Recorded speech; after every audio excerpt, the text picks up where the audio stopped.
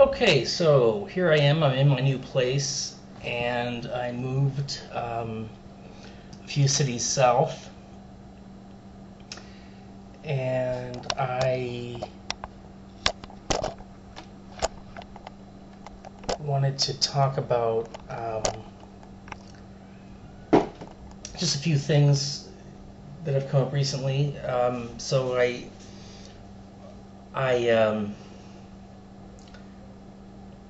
I, I'm really fortunate to have this place. I really got a good deal, and it's been a good experience.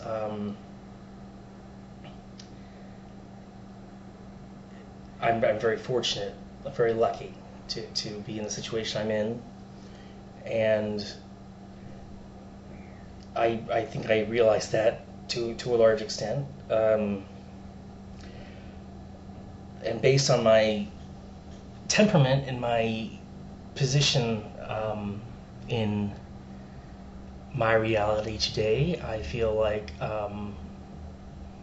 it's very important that I have this, and I'm in the situation where I'm very fortunate to have a place, and I would go into more detail, but I'm not really interested in that at the moment. Um, what I am interested in is telling you about a dream I had last night, um, and a few things regarding that I'm going to shift to temperament and thinking about past experiences and what happened today when I was trying to get the internet connected and get things squared away. Um, so I I have been in a party mode. I've been in a bit of a party, kind of a mischievous party mode, and or at least a congratulatory mode where I'm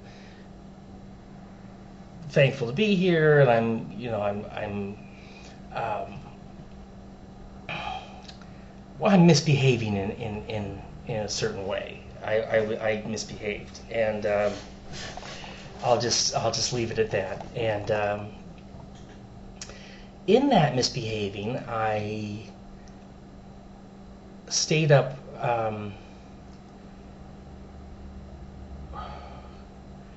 Last night I was actually I'll say I was going to go to a film event, and this film event was something I had been looking forward to.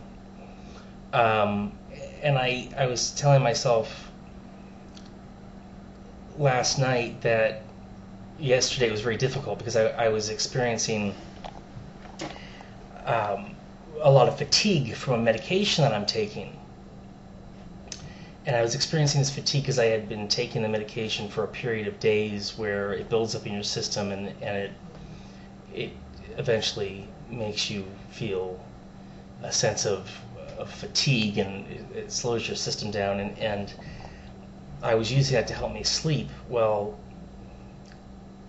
I didn't take it last night, and I had a dream. I was able to take a few medications to help me, the other medications that are more benign to help me sleep, but anger, anxiety related medications, and it's some of them I don't take consistently, some I do. I definitely like to keep a balance and not overdo it and get my system strained, but that's another thing I'm juggling.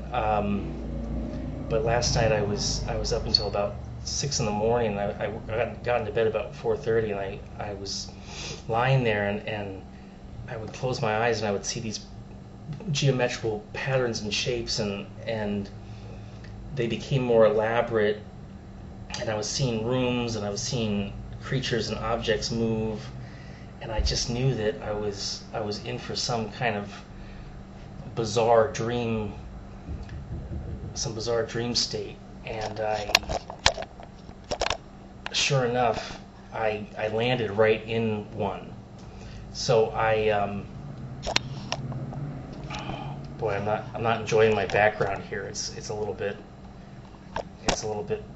bland. I gotta get some paintings up on the wall or something. So I fell asleep, and after about an hour and a half lying there and just experiencing this kind of this nervous energy, this kind of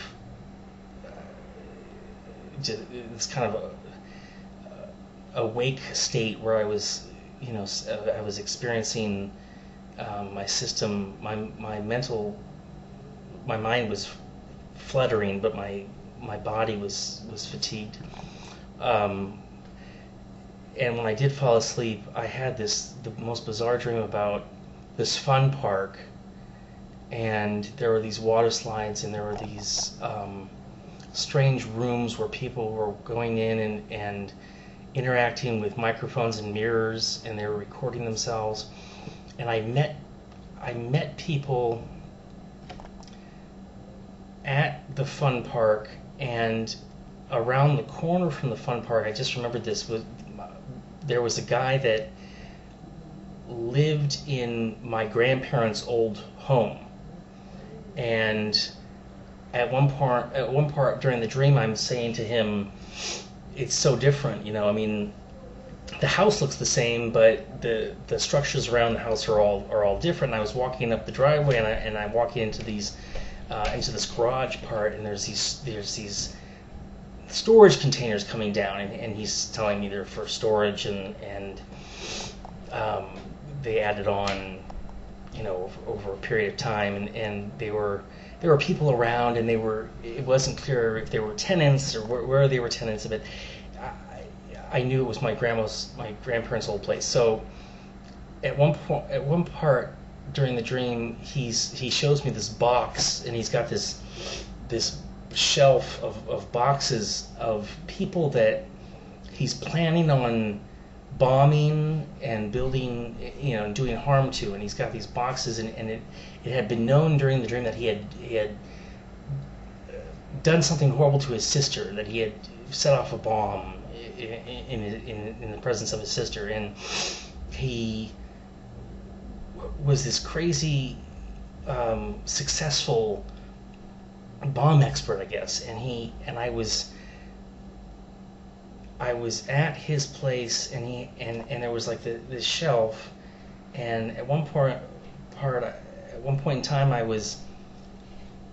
I had my guitar, and I remember I went to plug my guitar in, and I had to tune it, and I plugged my guitar in, and it gave this bizarre feedback, and I plugged it into his box in the back. All of a sudden it had a guitar tuner, and I was playing the guitar, and I know that what I was playing was competent, but it was very difficult. I was struggling to play because the guitar was still out of tune. And I remember seeing that the strings were missing, but then realizing that I turn the guitar and the light hits the strings in a certain way and they're not missing. And this morphed into a kind of, I made some notes here, this bizarre portion of the dream where there were so many elements, and I was remembering different elements, even being separate away from the dream for a number of hours. There was one part during the dream where I was in his apartment, or his realm. I was in my grandparents' old home, and it was nothing like I remembered it, of course. It was this bizarre place with these bizarre entities, and at one point this guy is above me, and he's got like layers of skin, and there's sand coursing between his skin, and he's singing a song about being a killer, and how he's this successful killer, and this is his thing, and I'm just remembering actually another portion of the dream that it came to me. Oh wow, that was weird. I had this. So it was this weird song number he did, and then I was inside this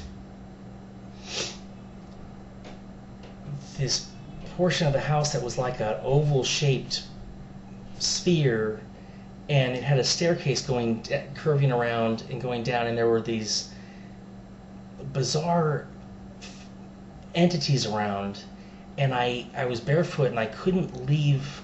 I would run out the door, and this happened several times. I would run out the door, and I would go, oh, I'm my socks and shoes are inside, and I would go back, and the entity, I would say I need my socks and my shoes, and the entities would say he needs his socks and his shoes. Can you say please?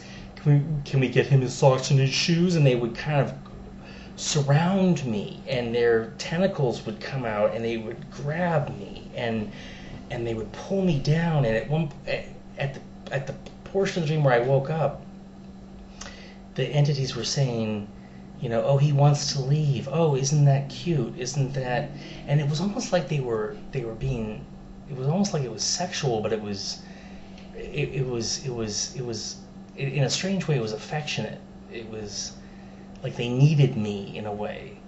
They didn't want to let go of me, and they pulled me back into this thing, and I was sucked in, and I was surrounded by geometrical shapes and patterns, and there were like streams of light and going across these mirrors in this oval shaped curvaceous room with these strange oblong mirrors, and I was being pulled in by all these phantasms in this phantasmagorical, bizarre, outlandish odyssey, and I was rendered unconscious in the dream into this state of bizarre, this bizarre outlandish world. And I woke up, and when I came to, I was underneath this platform in the wall that protruded out, and it was lined with like these large fibers, these large hairs, and I was able to reach up and lift this thing that looked like a slab of flesh that coming out from the wall, and like they had captured me here. And I feel like I'm not doing the dream justice. I feel like there are so many elements. Let's see, I wrote, but people participating in fun park activities. I mean, I remember going back. There were people with. There were a bunch of strange killers running around with weapons, and I was sucked into their world. And at one point in time, somebody was having their face kicked in, and I was saying, I was thinking, I don't like this. These people are making me uncomfortable. Look what they're doing to this poor man. And at one point in time, I asked myself how much I cared, and then I thought, I'm in their position. I don't care. And then I thought, no, I do care, and I want to get away from them. And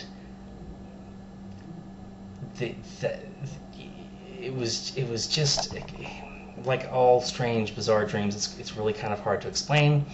I feel like I've spent a lot of time, and I don't know if I've done it justice.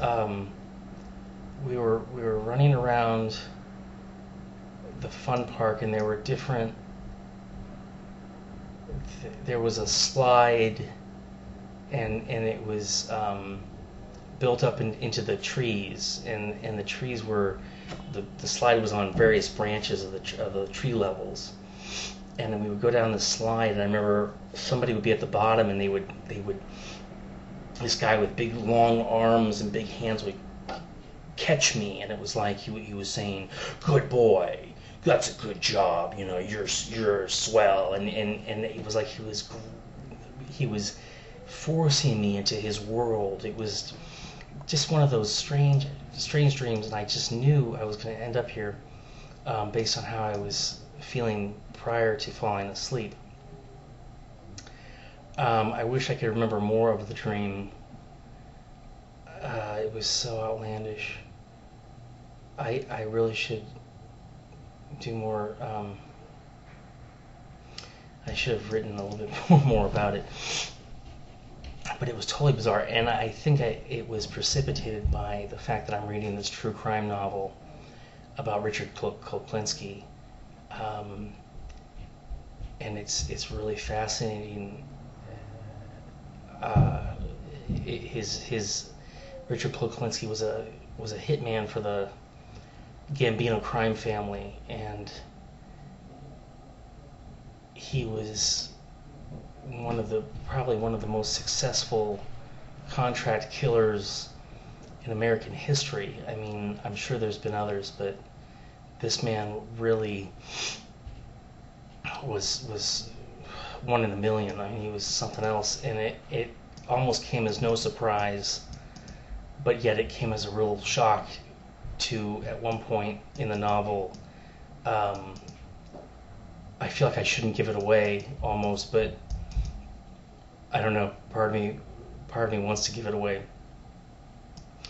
At one point in the novel, it comes to in this true crime story about Koplinski's life, it comes to a point where he ends up going on a hit with other crazed killers to Detroit, and they pull up into this parking lot at this restaurant, and Koplinski says he vaguely recognizes this man, and he brutally kills this man with a jawbreaker, a crowbar, and a knife, and he's behind this man, and he stabs him in the neck, and the knife protrudes into his brain, and they drive all the way back to New York, and they burn his body, and then they put his body in a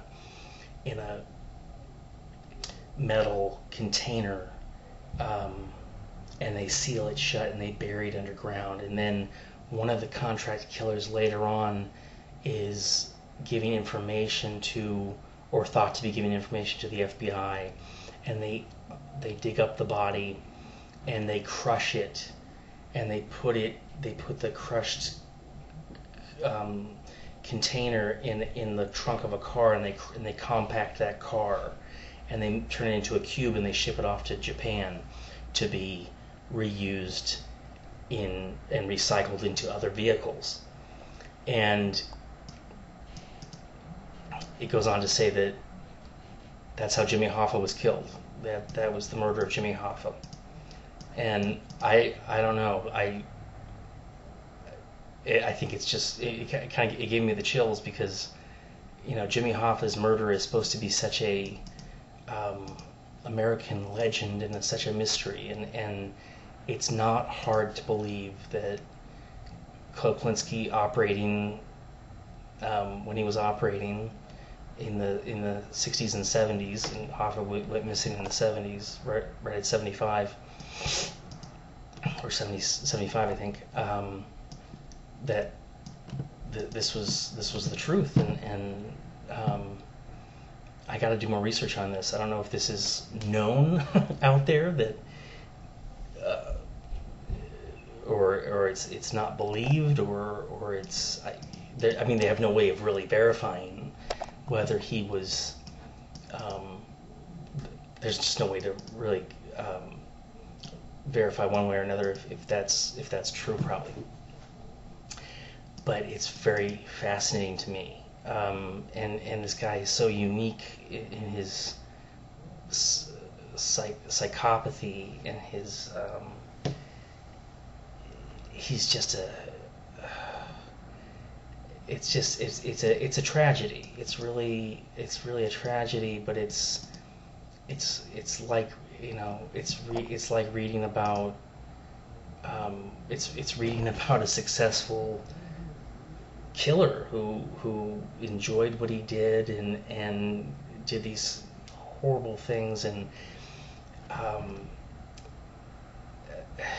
it's fascinating. The whole book is fascinating. So um, anyway, I feel like I've rambled on quite a bit.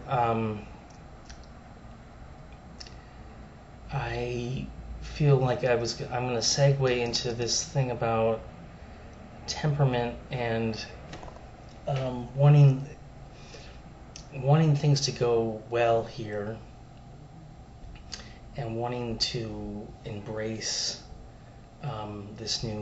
this place that I have, and the good luck, the good stroke of fortune I have right now.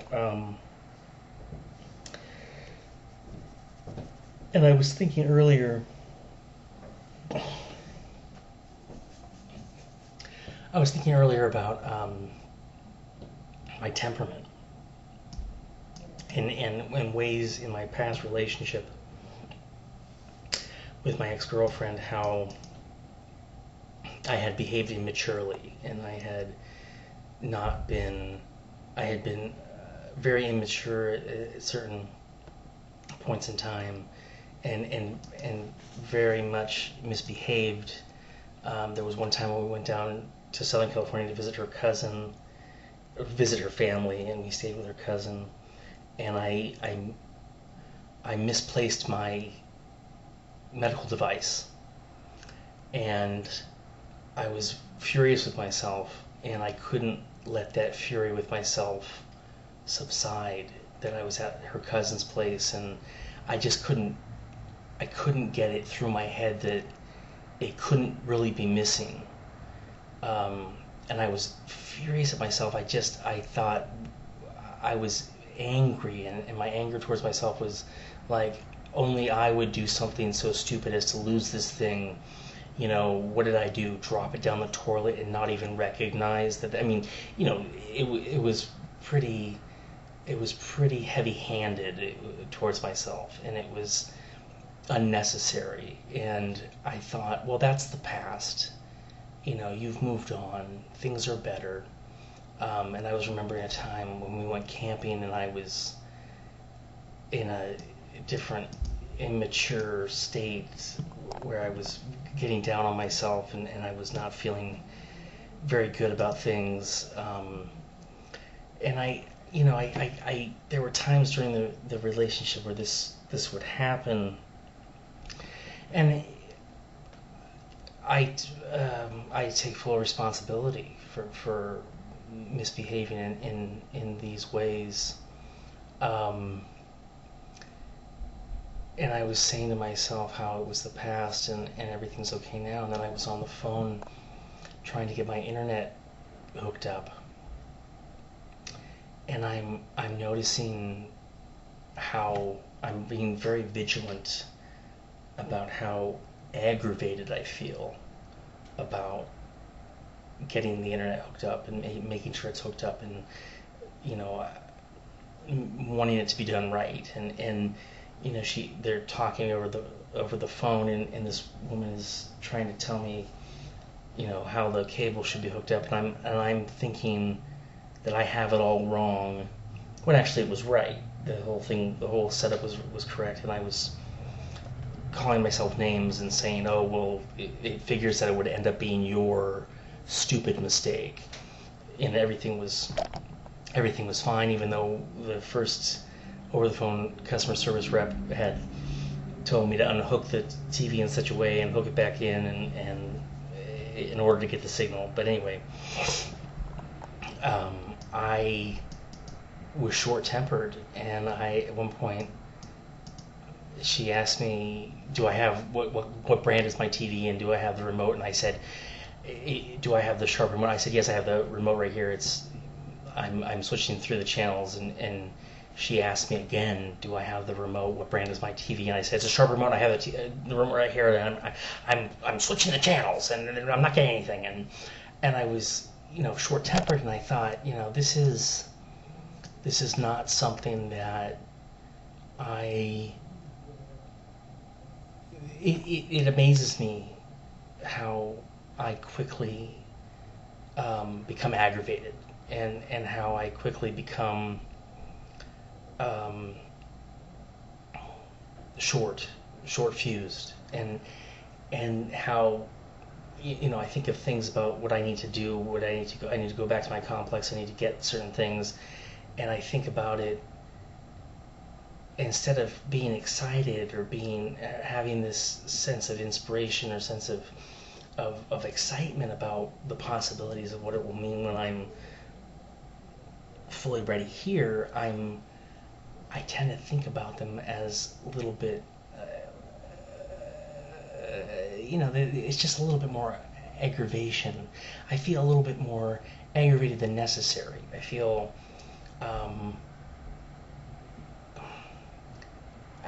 I have this kind of mode where it's like, oh, things suck, and um, I wanted to anyway. I really.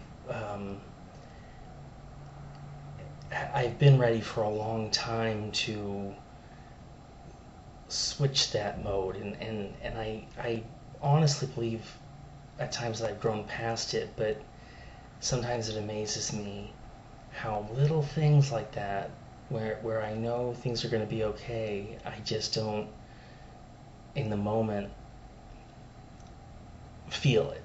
I feel like it's going to be a big hassle, and I'm going to have to move mountains in order to get this done. And really, the best way to be about it is, of course, know that it's going to work out, and you didn't design the building, so if they do have to come back out here, that's just what has to be done, and maybe there's a problem with the whatever. I mean, whatever it could be, it wouldn't be. You've done everything you can do, and it's going to be okay.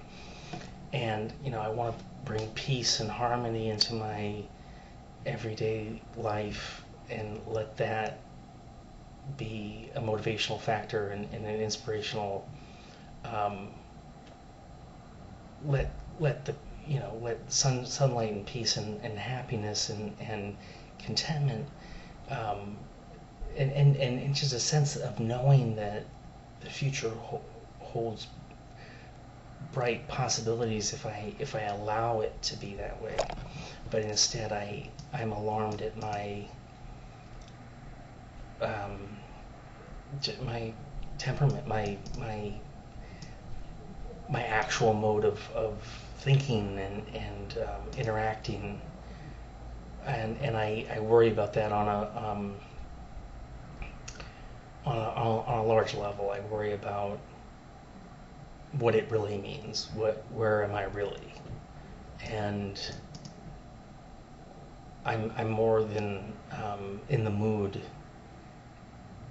to change that, and to have it go a different way, to have it be better, and have there be a more positive outcome. Okay, so if that wasn't long-winded enough, and I don't know what it is. But anyway, that pretty much sums it up. I will be back, and we'll be doing more of these. Thank you.